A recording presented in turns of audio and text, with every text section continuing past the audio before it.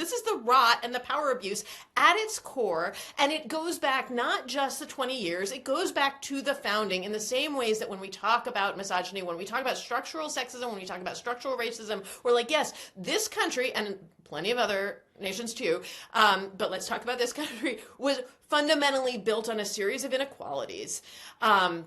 Around power, around labor, around ownership of bodies, around money, and they involve gendered and racial inequalities, and here we are.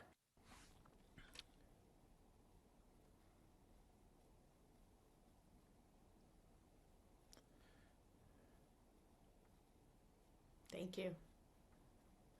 Hello and welcome to Why Is This Happening with me, your host, Chris Hayes. We are in, I don't know what week we are, what month we are of the Jeffrey Epstein story. I mean, in some ways we're in year, 20 of the Jeffrey Epstein story. I think the first time there was reporting about accusations against him was 20 years ago, 2006, I think was the first year. And we're now, everyone is sifting through the files that have been disclosed. 3 million files are still being held, 3.5 million.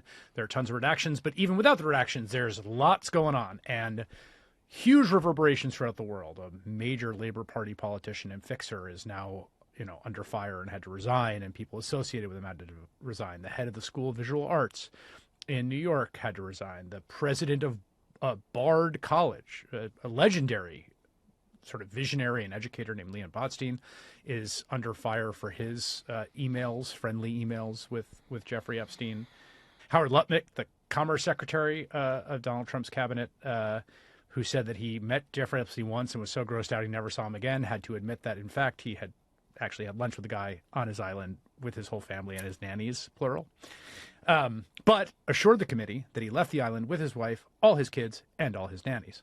But also, later on, some associate of Jeffrey Epstein somehow acquired the resume of one of those nannies. Lutnick says he doesn't know how that happened, but that's a weird little detail.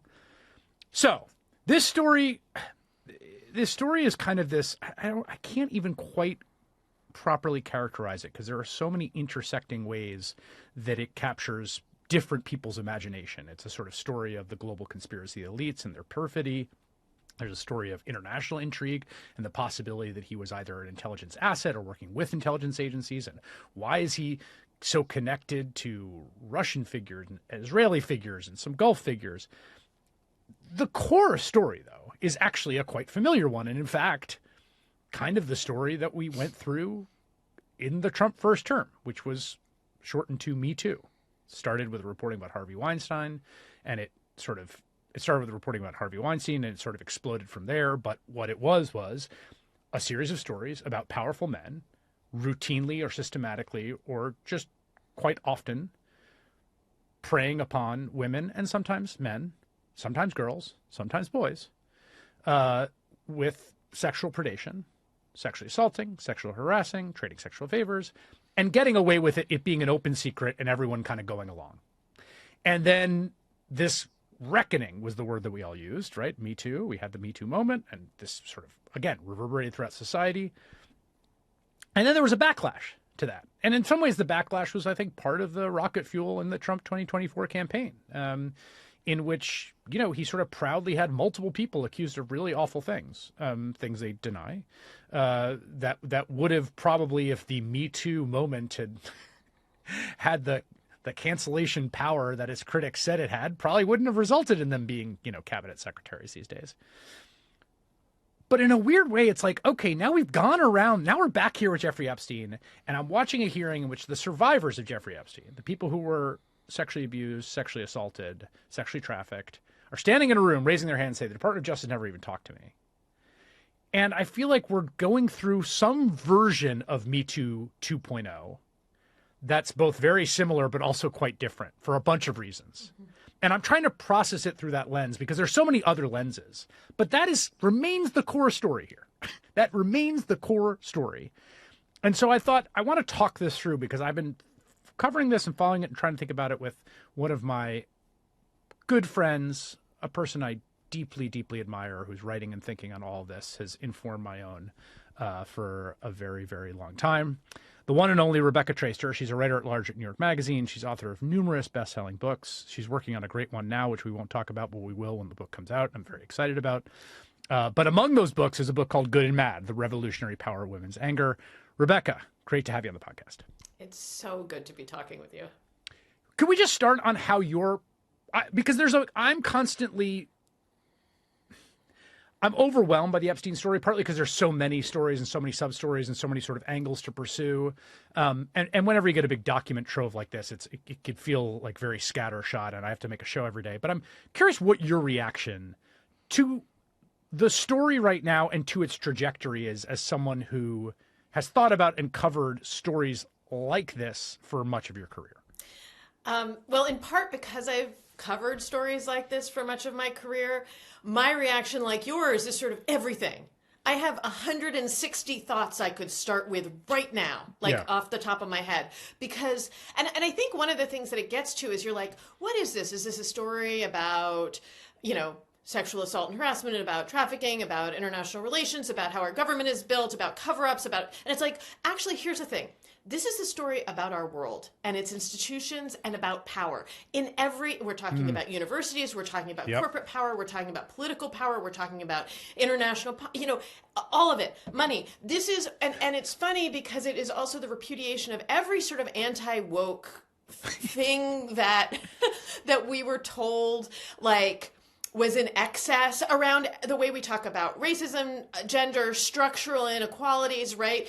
And they were like, oh, we had to sit around and talk in the woke days about structural inequality. And it's like, no, this is the structure. This is the structure of our world. And this is the rot and the power abuse at its core. And it goes back not just the 20 years, it goes back to the founding in the same ways that when we talk about misogyny, when we talk about structural sexism, when we talk about structural racism, we're like, yes, this country and plenty of other nations too, but let's talk about this country, was fundamentally built on a series of inequalities around power, around labor, around ownership of bodies, around money, and they involve gendered and racial inequalities, and here we are. So basically you could take this back. This is like a photograph of our world. It's the millions and millions of documents in the Jeffrey Epstein file. And it also is like a terrible joke, like all the feminists who were dunked on for being overzealous in their feminism and in their wokeness. And it's like, oh no, actually there was a sex ring in which, the leaders of every conceivable industry, political party, and, university were participating. That's actually one of the core realities of this past couple generations. Although I want to be careful and clear here, both out of clarity and also out of legal standards. Because it is important, Not right? all. Right. Well, but again, this is, but it also it exactly segues to the point to me that's so key here. So it's unclear what can be definitively said about who other than Jeffrey Epstein engaged in sexual assault and sexual harassment or anything like that from just the files. And precisely to me, the thing that made Me Too so kinetic and so troubling for some people and so difficult in many ways to wrestle with was basically the following proposition, which is now laid bare in the files.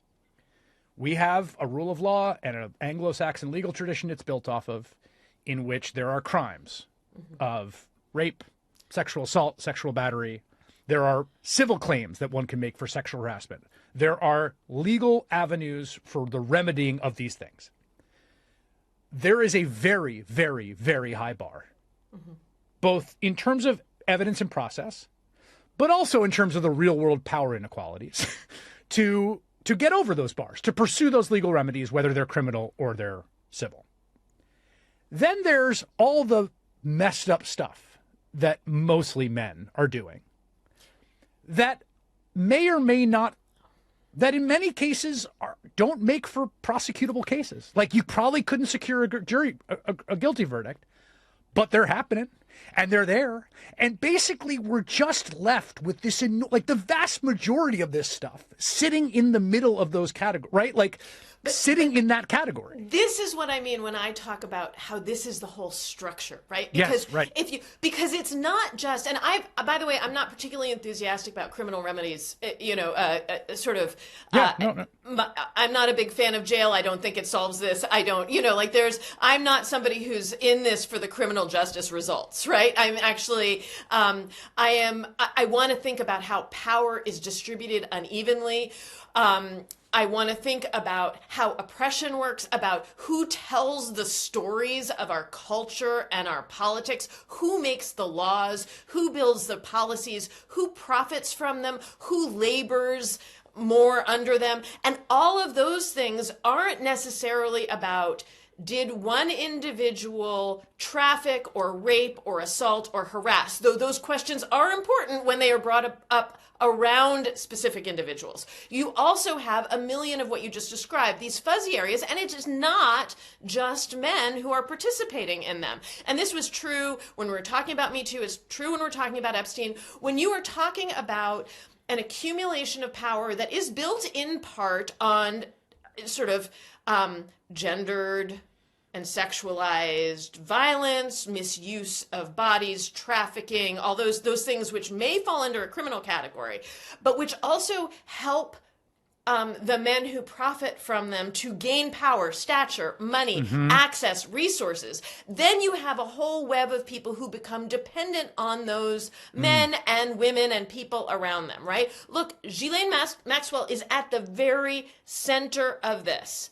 Good point. Right. Yes, one of the two people who have ever faced any criminal sanction for the activity Exactly. here is a woman. Yes. Yes. And that was always true in the stories, even some of the most egregious around Harvey Weinstein. There were women, some women who, by the way, themselves might have been harassed or assaulted, and who also, in their same lifetimes and their same jobs, might have helped to cover up assault, might have helped to deliver other people to be assaulted. These kinds of things happened all the time, and they happen within the universe in which people become dependent. That is how dependency works and how access to power works. And it is precisely because of these overlapping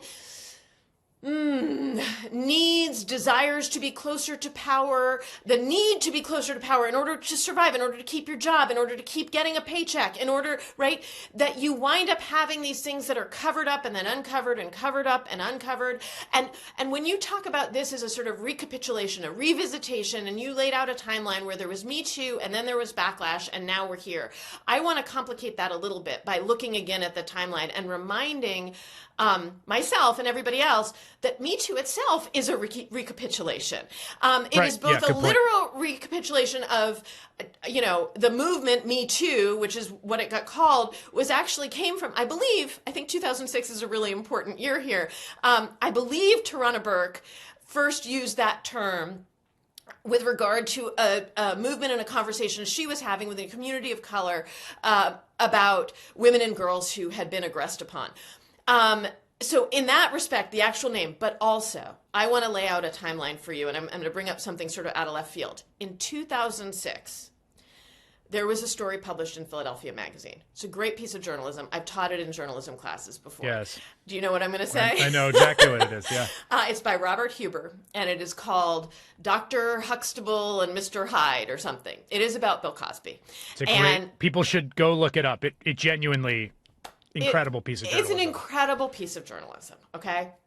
And it is a beautifully reported story about Bill Cosby, the comedian's, the allegations against him of sexual abuse, also about the way that he was trafficking in really distressing respectability politics around race and good kinds of blackness and bad kinds of blackness, all this really alarming reporting on how Bill Cosby was behaving in the world in public. This thing was published in Philadelphia Magazine. It was not alone. They talked about the allegations about Bill Cosby. Actually, Matt Lauer talked about them in 2005 on the Today Show. The public knew that women had accused Bill Cosby of sexual impropriety and assault. And yet, between 2005 and 6, when these things were in public, and 2014, I believe, which is when the Bill Cosby story sort of blew up. Again, we're talking 3 years before Me Too. Mm-hmm. Bill Cosby got a Mark Twain Award. He was praised. He got an NAACP Image Award. He was praised by Jon Stewart, by Chris Rock. He lived the life as like America's dad and the funniest man in the country. And this was public. It wasn't secret. This is what's so perfect about this is that this is exactly what you're seeing right now with the Epstein thing, where he pleads guilty, and then there's this period between when he pleads, I guess he pleads in 2007, I guess, and he gets charged in 2019. So now you're in these 12 years where it's like people are buddies with Jeffrey Epstein. And now they're getting called out for, they're like, well, everyone was kind of friends. Like, we didn't know it was such a big deal. I mean, again, it's the exact same thing. Like, it was there in the public record, but people, what's the right way to characterize it? Because the thing that I've been thinking about is like that. This is true of Harvey Weinstein too. I mean, the way that I've been thinking about it is something I spent some time in my first book writing about, actually weirdly in the Catholic Church and the steroid scandal in baseball, which is the notion of an open secret, right? In both those institutions, like priests knew what was happening. The ones who were not participating in the behavior. In baseball, everyone knew, everyone was juicing. It was an open secret, but it was a secret, but everyone knew. And this sort of looking away and all the weird moral rot that comes with that. And that's what I think about. That's the term that I think about, to think about this. What's the right way to understand how these people who are interacting with Jeffrey Epstein, what is that? But in that period, again, it's different before 2006, right? I think there's people probably who had no idea what he was up to if they're emailing him. But I think afterwards it's pretty hard to like plead any ignorance. So like, how do we think about that? Or the 10-year period of Cosby between, when he was getting the awards, like what is that? Well, let's talk about how we think about a Bill Clinton presidency in which it was very public that he had a sexual relationship with an intern. And he was, and though he did face partisan consequences for that and was, that was big obviously, ones, big ones, but culturally, was celebrated as the big dog, and even in the years after, right? And it really took decades later for there to be during Me Too, a full reexamination and thinking about Monica Lewinsky and sex and power and all of that stuff. So the answer about why do we have these things, I think, goes back to this sort of fuzzy notion of how these power structures are built, and that all of us are living within them, and we are all dependent on them. And it's very hard to change culture, right? We are so self-flattering in this country that we like to think that the bad behavior is an aberration and then we fix it. And you can look at that in the way we tell the stories about trying to perfect the union, right? We tell neat stories about how we have made progress, about how, it's a real problem that we think so well of ourselves, that we think that when we've identified an aberrant behavior, a bad behavior, then we have a moment like Me Too and we fix it. And you can tell by the way that we talk about Me Too. I thought we addressed this during Me Too, right? Like the moments where a sort of opening happens, where there may be repercussions, there may be accountability, people may lose their job, there may be a freedom for people who have not felt free to come forward and speak, to come forward and tell their stories and feel like they're not going to suffer consequences for it. Though, as we know from reporting since 2017, so many of the people who came forward and have spoken have felt terrible personal, professional, economic consequences from having come forward with their stories. But there are these moments where there's like a kind of mass decision that we're going to care. And they can create that. Me Too was an explosive period. And things that happened during Me Too really were forms of accountability that I had rarely seen in my life. I thought it was one of the most their jobs. Stark forms of social upheaval that I've ever personally experienced, honestly. Like just throughout institutions, places, workplace, like it was like, whoa, like it felt Yeah, and it felt like this sort of consciousness upheaval in a way that I hadn't quite ever experienced before. Yes, we got new vocabulary from it. We got new ways of thinking from it. We talked about, you and I talked about it at the time. Like, we began to think about, okay, what does it mean to be a person working in an office who wasn't sexually harassed, and yet your career was shaped by the fact that you weren't sexually harassed? Or what if you said no to, then you were still implicated in this? Or your good friend who you Yes. like and who was a great mentor to you, and then also sexually harass someone else. And then you Yes. maybe knew that or didn't know that, or maybe you knew it but pretended not to know it, and you can't quite tell which of those two it is. I mean, yeah, there's... Yes, and that period gave us the space and time to actually think about that, to make our best effort to have those conversations, which are about curiosity between ourselves, right? When you're talking with friends and you're like, hey, I'm just thinking about this now, to go back over our own behavior. And a word we used all the time in that period was to think about how we were all complicit, not because we'd all, grabbed somebody or covered up for somebody or stayed silent, but because we are all participating in this entire culture and power structure in which these behaviors were not aberrant. They were, in fact, a norm. Not only were they a norm, they were tied to degrees of good reputation, powerful reputation. He's the big dog. That's just Harvey being Harvey. That's just Andrew Cuomo being Andrew Cuomo. That's just how they behave. And in some cases, it is about sexualized power abuse. In other cases, it's about other forms of power abuse, intimidation, all that stuff. This was a period in which we could have those conversations. And I think a lot of people learned a lot and looked at themselves, at their communities, at their workplaces, at their government in different ways. That is really important. But we cannot pretend that because we had that period where we were able to identify and describe how these behaviors had shaped our world, that then we just fixed it. That No, is I mean, right. literally, But people behave that way. People No, but I behave feel that different. way. I feel the opposite. I feel Yes. like my feeling about it, a lot of that stuff is basically kind of post Reconstruction, where it was Yes. like Yes. we tried and it was too hard, and then like the Union troops left, and then Right. it just all came back. Right. Like, I mean, I don't know. But that's That's a probably perfect thing overstated. to go to. but- No, right. it's not. It's not. Because these are the process. When I said all the stories we tell ourselves about the various moments at which we can point to Progress, yeah. periods where we made progress, right? It's like how we tell the story of a civil rights movement in this country. And the way that you get that story often on a film strip in school or even watching certain kinds of documentaries is like,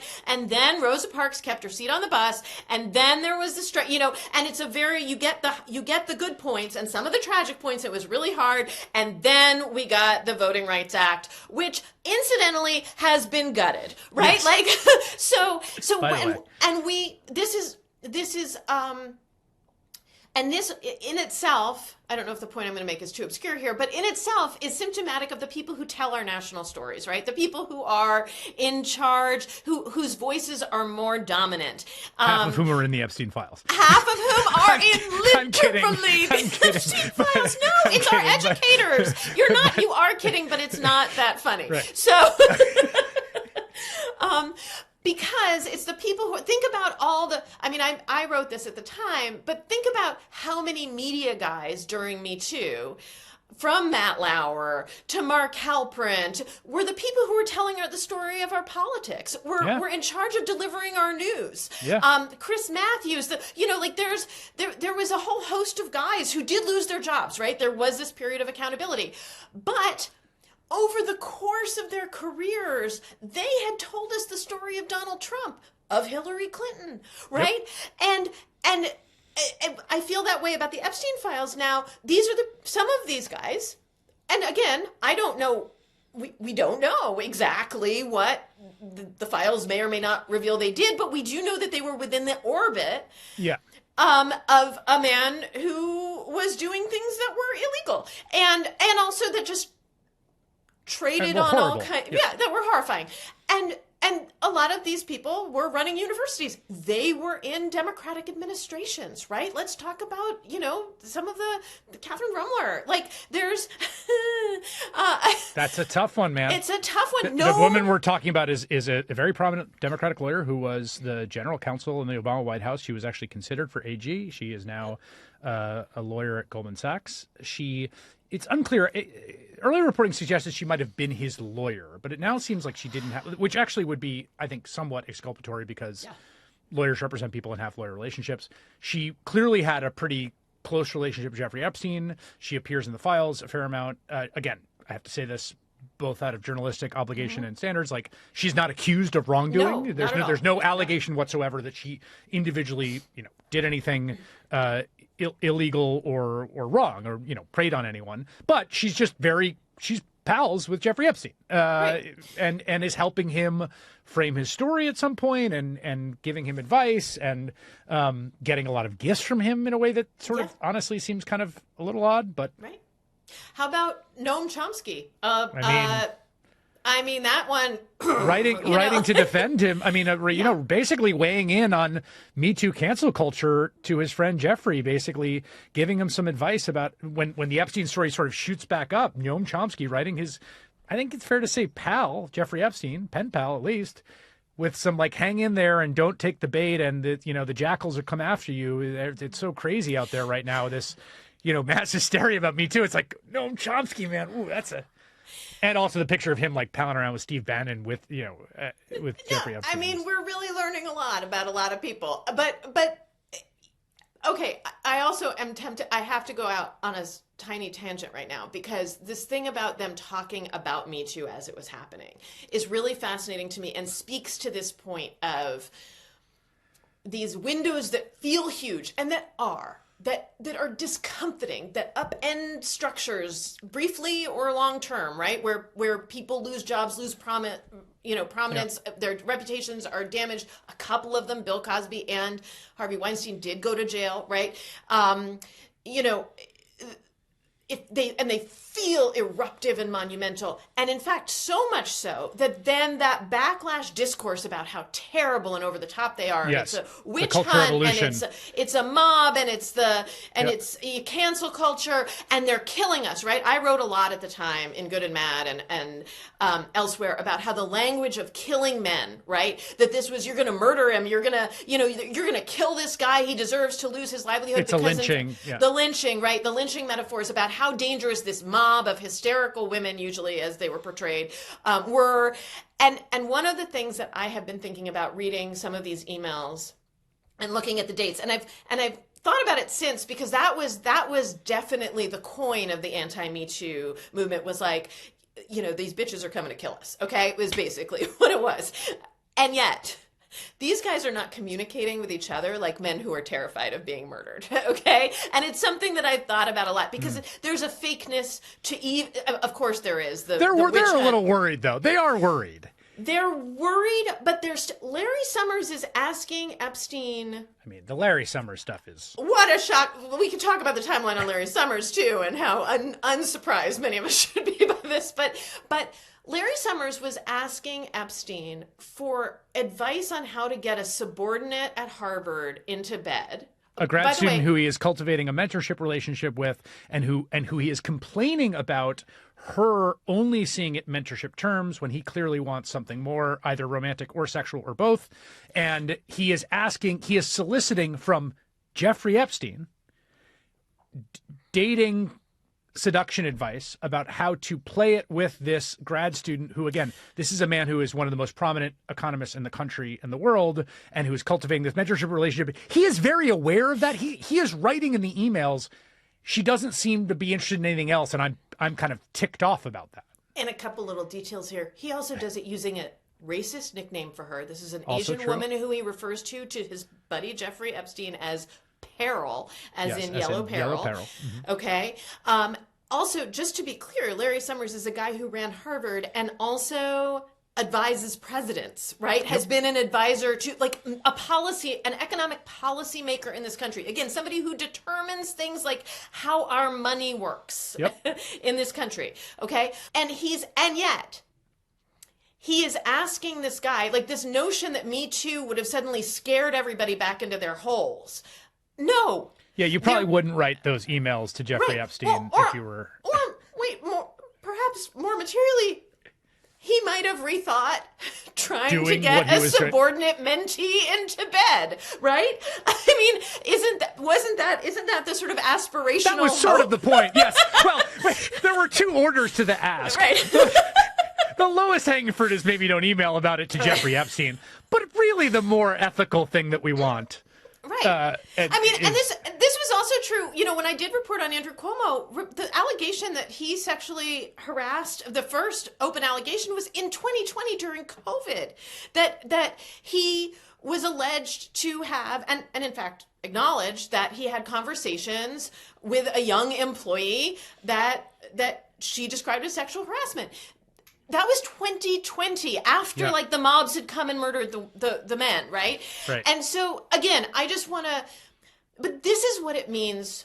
This is the enormity of it. So the thing that is sort of indescribable is how big, how wide, how extensive it is. And therefore the notion that we can, not only, of course we can't wipe it out, but that we can even, like the fantasy that we could end it, like, or that we had learned these lessons.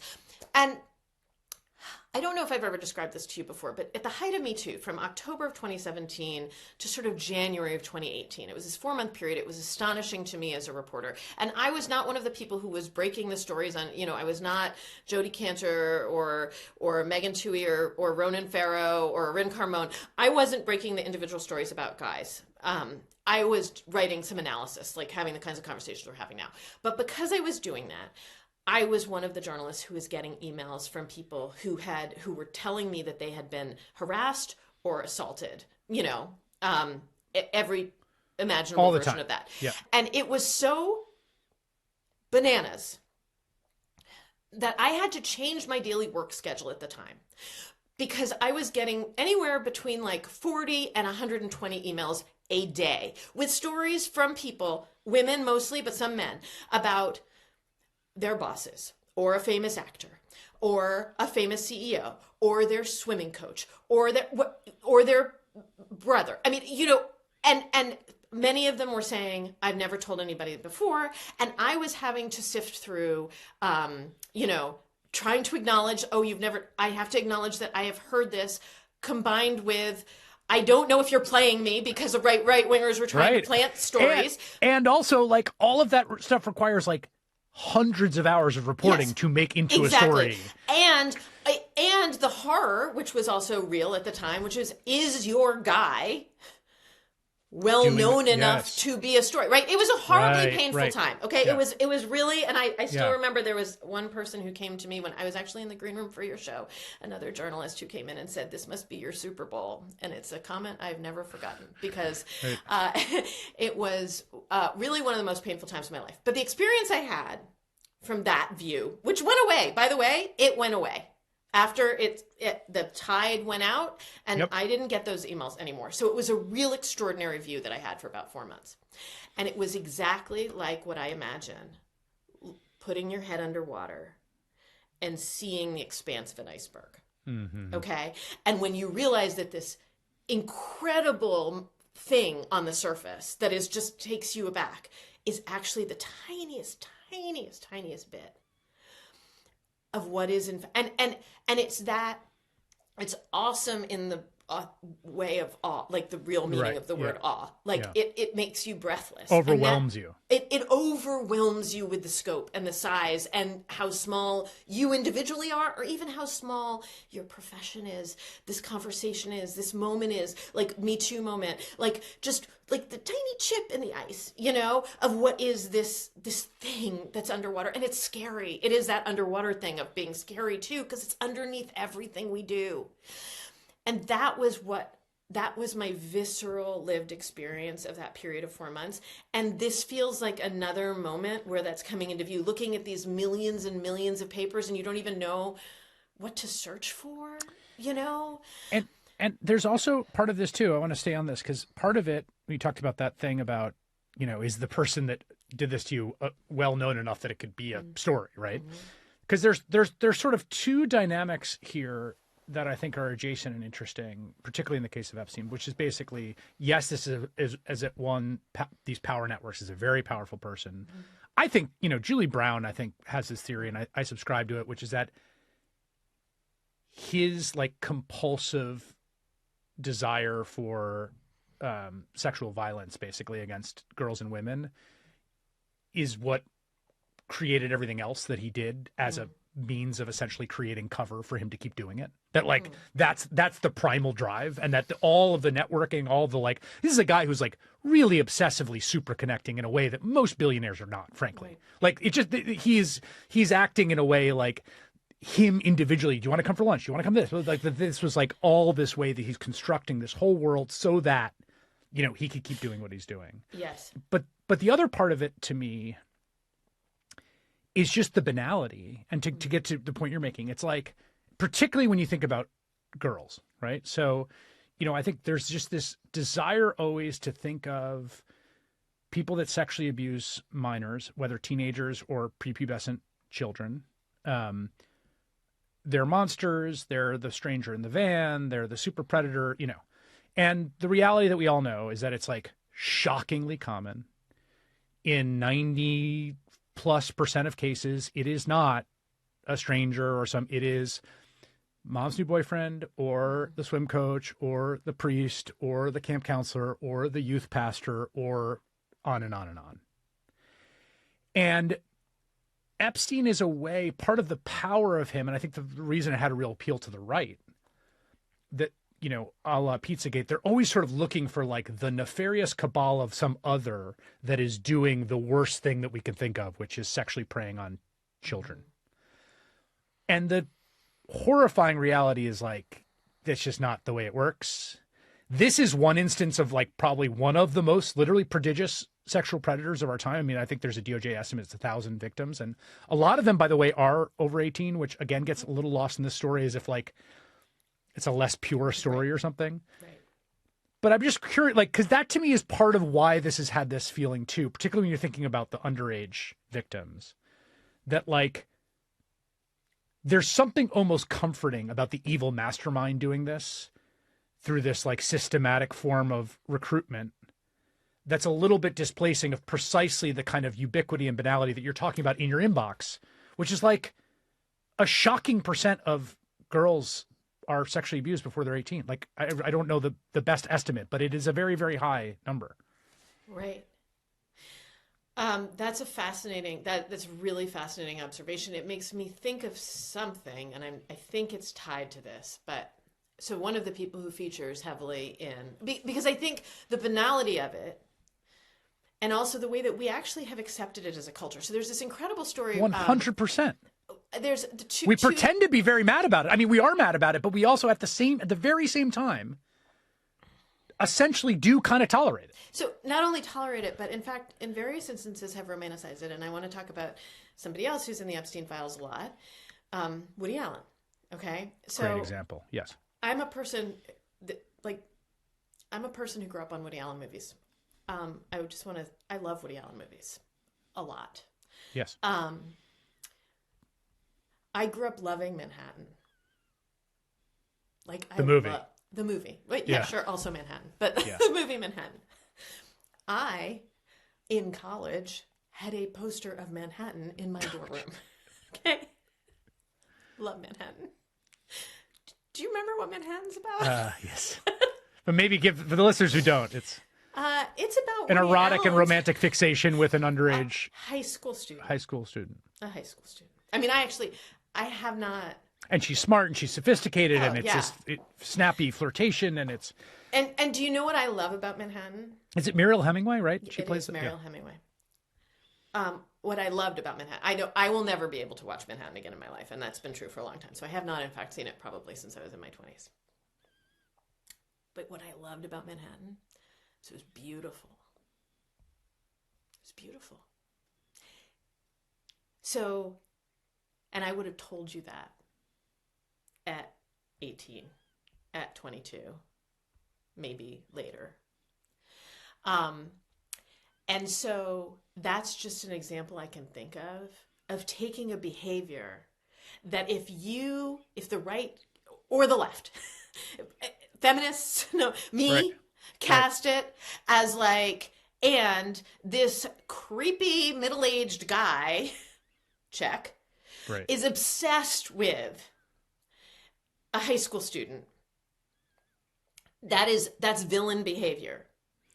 But we culturally have not only accepted it. I mean, also please keep in mind that in states actively in a totally different realm, in the past few years, you have had fights by the right to lower the age of consent, lower the age of marriage. Okay, this is an actual states. political policy fight that's had all the time by the very same people who, as you say, put forth the Pizzagate monstrosity nightmare version of this, right? So this is when the term reckoning that got used around Me Too should be used every single day around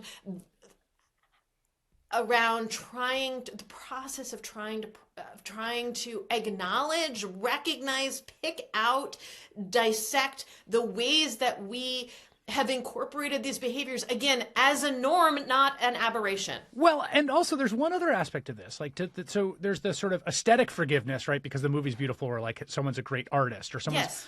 But the banal everyday version is like, he was a great coach and people loved him, and he was an amazing mentor to the people that he wasn't abusing, and maybe even to the people abusing who would tell you that alongside his horrible abuse was a coach who was charismatic. And the complexity of the predator is in the lived reality as a person who, like, maybe they are great at their job. Maybe the priest that everyone did love at the local parish and the one who did go by and help the kids. Like, it is not the Hollywood villain.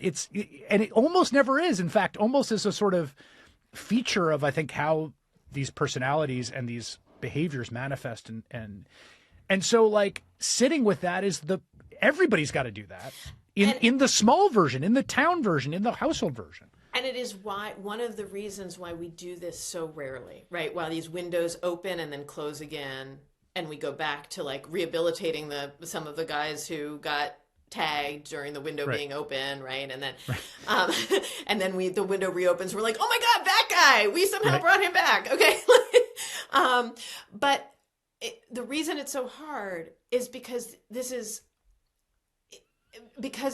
so many of these behaviors have been normalized, have been accepted. In fact, again, as I said at the beginning, have been actually connected to power, right? Like, sort of certain kinds of voracious sexual behavior, not necessarily with underage people, but like, it's tied to power and Kissinger and, this idea but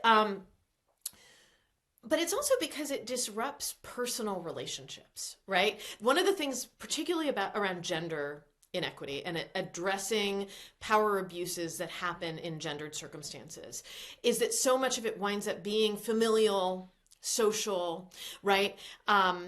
It's husbands, it's fathers, it's brothers, it's sons, right? Which is how you get discourse, defensive discourse, like, as the mother of sons, I don't want to see this, like, I'm so worried about my son, right? This is like, we're human beings, we love each other. And we all of us love imperfect people because we are all imperfect people, and that is not trying to excuse, like, when I say that, this is all the really important stuff that gets, I mean, Epstein is so cartoonishly villainous, right? That, like, I do think there's a flattening happening. And that's what happened with Weinstein. Actually. That's when the dam broke on Weinstein, and we've talked and I've written about how long people sort of knew, and it was sort of an open secret, but nobody could ever quite report it, and everybody thought it was like a little. What also talk about romanticizing casting couch Hollywood. There's a tradition of sleeping with the producers. Nudge. Yes, and there was just the Manhattan thing is like there was a statue in Hollywood of a casting couch, right? This was like tradition and a romantic Hollywood tradition, okay? And then when the reporting actually came out in the New York Times and the New Yorker around the violence of what Harvey Weinstein had done, he, like Epstein, could become monstrous. And so it was it was hard, but it was an easy figure to say, well, what that guy did, you can't possibly, it's not complicated. It's not complicated. But then so much of what came out afterward is complicated. Yeah. Right. And it's so uncomfortable to address the inequities and abuses that happen not only every day in our workplaces or that are perpetrated by our friends or ourselves or that we are complicit in it, but in our families, in our bedrooms, in our, at our Thanksgiving tables, the ways that these patterns and inequities play out in our emotional and domestic lives make this process really hard. That's why there are, particularly around gender stuff and feminism, like these eruptions happen and then they get quickly contained because the immediate people around you, right? Your spouse, your family, like you want to preserve the solidity of those bonds or you're dependent on them. Either if you either emotionally want to preserve them or there's real issues of economic dependence and you can't afford to leave or you can't afford to, for your partner to get in trouble or lose his job, and so it is incumbent on you to defend, and there's all sorts of complexities, but those complexities and those circumstances themselves are built around inequities, right? They're built around structural issues of who's the moneymaker, and part of the reason that the Epstein story is so just compelling in a narrative sense, I mean it's horrifying, is that like it's on in the spectrum, it's at the most cartoonish level. I mean, like he literally, I mean, we have both reporting and evidence that Ghislaine Maxwell's like literally driving around trailer parks, like looking for, he's like, here's a hot, we want to find a hot 16-year-old to, entice into a form of sexual servitude to the billionaire, like, and people are going to fly to his island. Like all of that is so. And I gotta say, the content of the emails don't make it feel any more complex. I mean, honestly, like that's part of what's so crazy about it is like, wow, it's not, I feel like I'm not getting a more textured and nuanced sense of this guy. Like it's, you know what I mean? Like, it's like, this guy really does seem like a real piece of trash. He does. And a lot of the guys, even. And charmless and like not that smart. And like, I just. None of them, real revelations about who. No one's coming off. Yeah, no one. Yes, no one's writing. Yes, no one's writing. No one. No one's coming off great in those emails.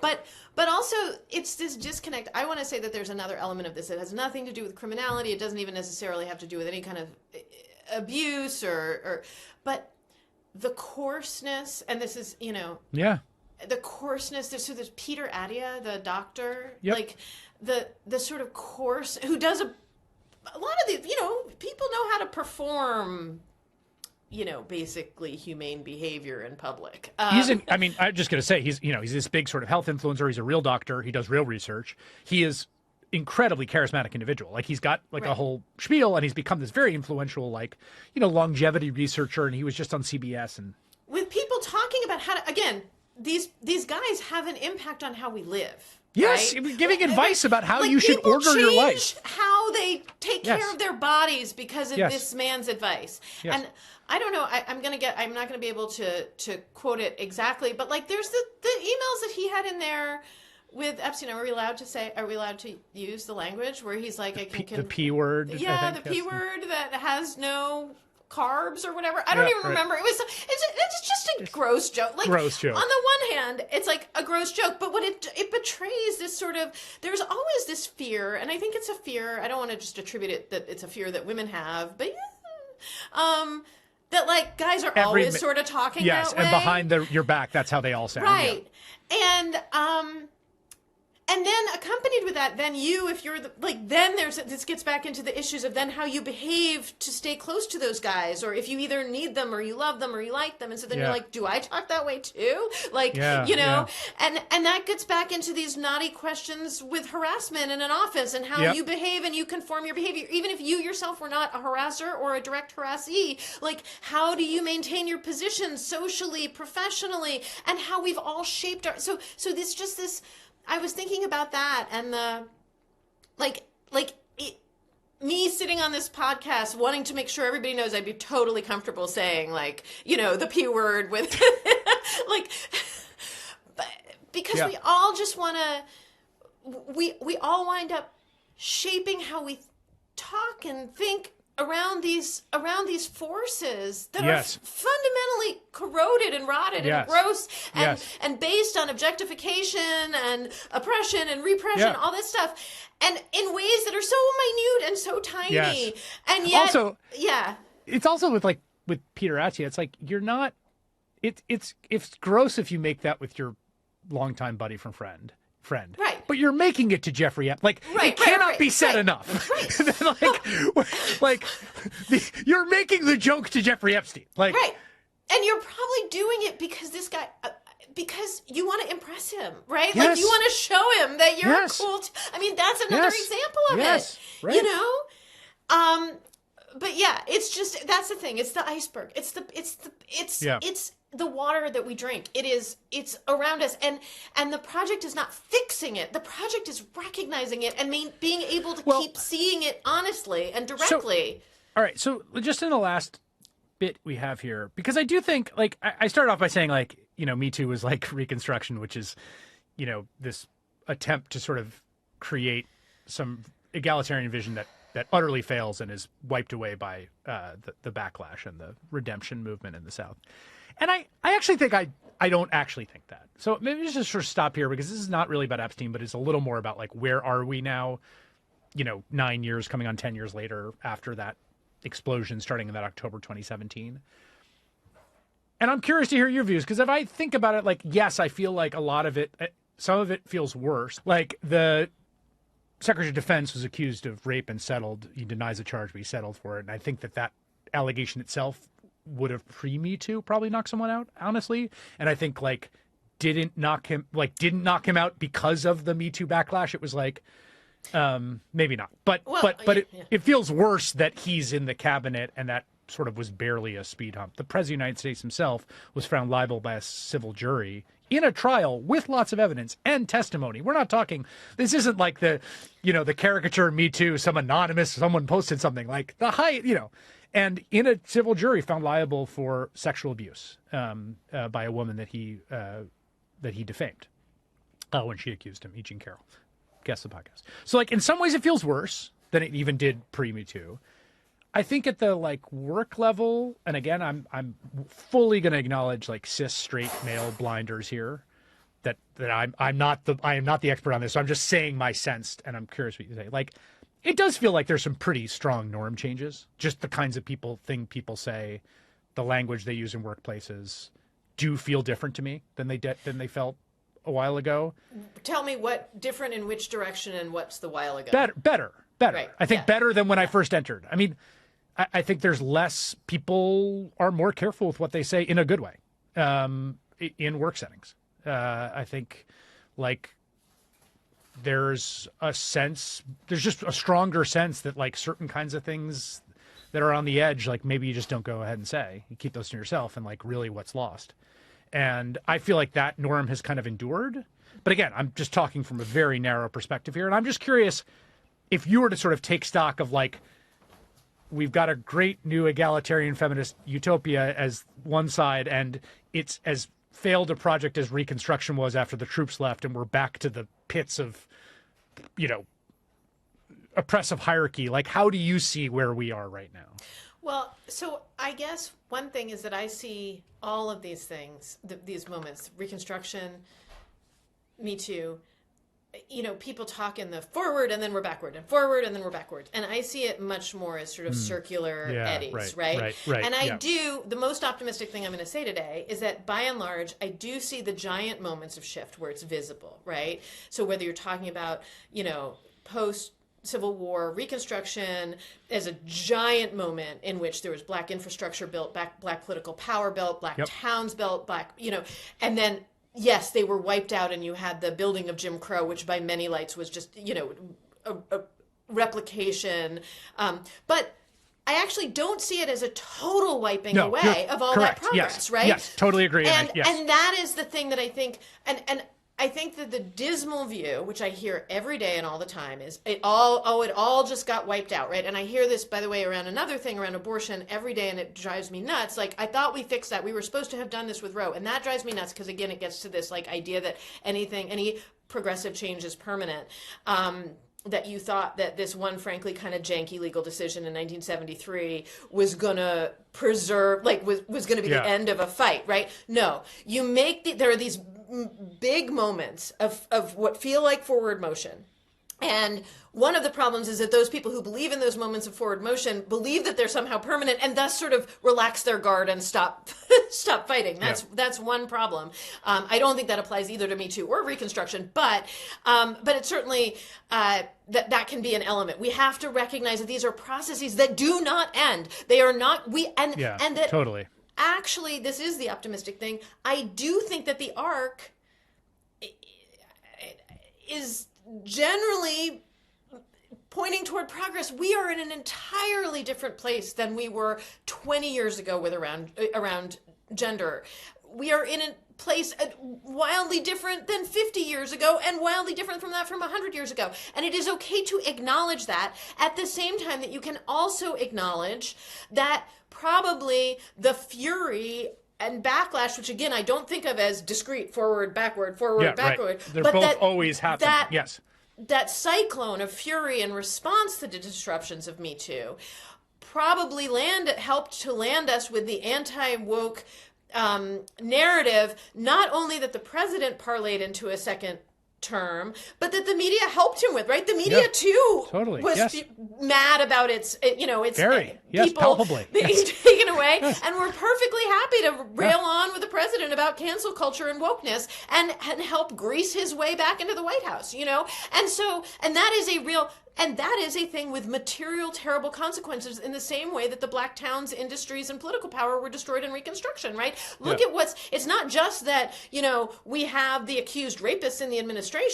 It's that we have you have the destruction of agencies, you have the destruction of educational systems, the ripping apart of DEI education, the clear desire to take women out of workplaces and out of the military, right? By the very guy who's accused of rape. So which he denies. So you can both acknowledge the very real material and destructive consequences of periods of furious backlash against moments of big progress, at the same time that you can also acknowledge that we are in a different place. Totally. And I think that is really important. Yeah. We are in some... Wherever we are, we're in some place new, I think is a good way to think about it. And in terms of how you map it forward, which I think is a really useful way of thinking about it.